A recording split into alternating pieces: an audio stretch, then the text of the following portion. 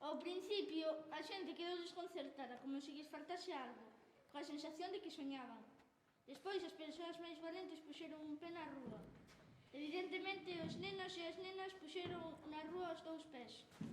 Miraron para arriba. Había nubes, pero ningún había no ceo. Só non sei.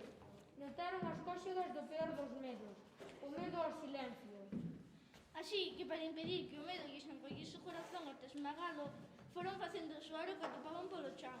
Perros, madeiras, cascallos, e comenzaron a camiñar polas rúas desertas a modo, sen fuxir de nada, e do barullo saiu música, que lles acompañaba os pasos, e da música a ledicia, e da ledicia a cruxos e bater as pernas.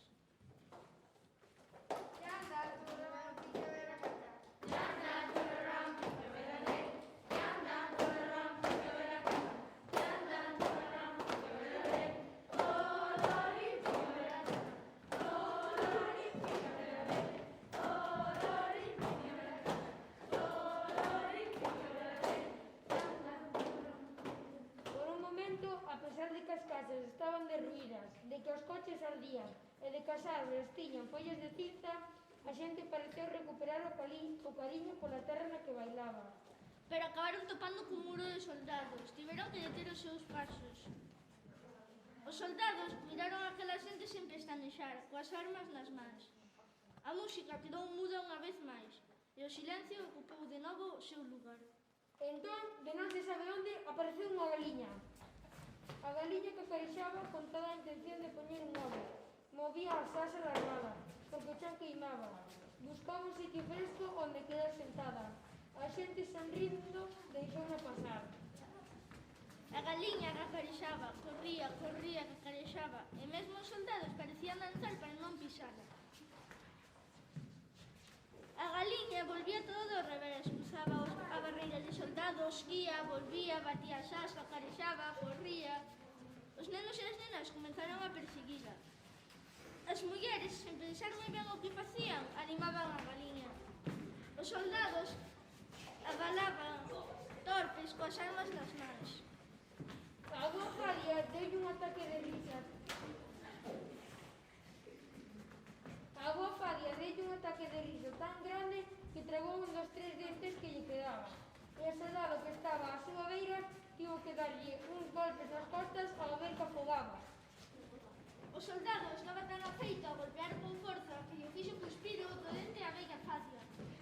Por máis que o soldado se desculpou, a boa Fadia quedou rindo cun dente só. E a galiña acarexaba, corría, abrindo as asas, cara a un lado e cara a outro lado.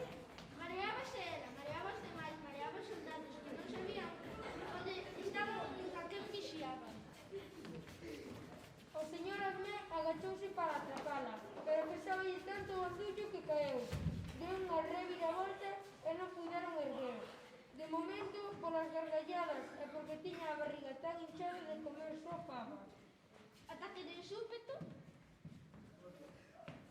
E a galiña que carexaba, corría, querendo voar, atravesaba aquel muro de pernas e absurdos como se non existisen fronteiras por o seu apuro. Ata que a galiña parou. A galiña calou. A galiña sentou coa cabeza ben dereita. A galiña abriu o bico e cantou.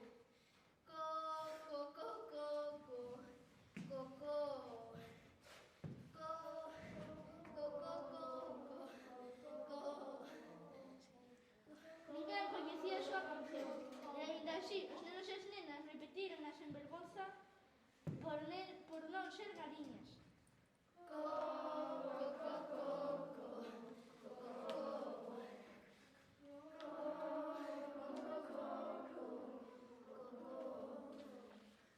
Acabou a cantiga, levantouse a galiña, no chan había un ovo branco fermoso.